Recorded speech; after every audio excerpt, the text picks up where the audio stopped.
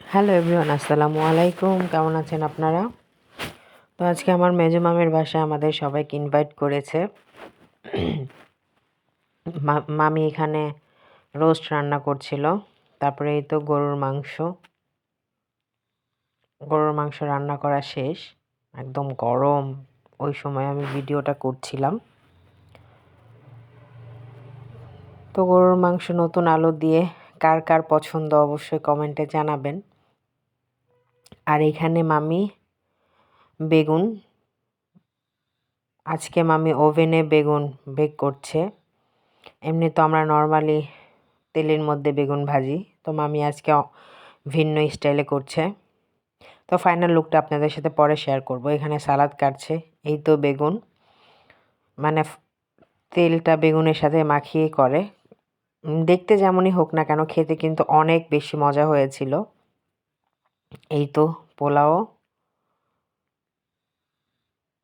পোলাওটা একদম ঝরঝরে হয়েছিল। তো সব কিছু মিলিয়ে আজকের রান্নাগুলো খুবই মজা হয়েছিল। এই তো রোস্ট, এখানে আমার আপু বেড়ে দিচ্ছে সবাইকে। বেগুন ভাজা, পোলাও, তারপরে গরুর মাংস। আমি ভিডিও করছি। এখানে সালাদ, লেবু, কোক সবই ছিল পর্যাপ্ত। তো এই তো আমাকে বেড়ে দিয়েছে। এখন এখানে এই তো সবাই খাবে, আর আমার মেয়ে শুধু ঘোরাঘুরি করছে।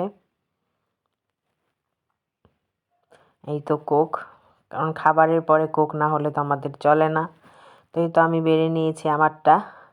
যদিও আমি লাস্টে এত খেতে পারিনি।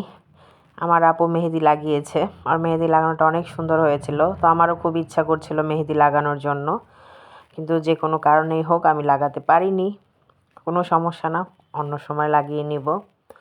তো এই তো আমার মেজো মামি চা বানাচ্ছে। আমার মেজো মামির চা আমি এর আগেও বলেছিলাম অনেক মজা হয়, একদম ঘন, শুধু দুধ, মানে এখানে শুধু দুধ দিয়ে বানাচ্ছে।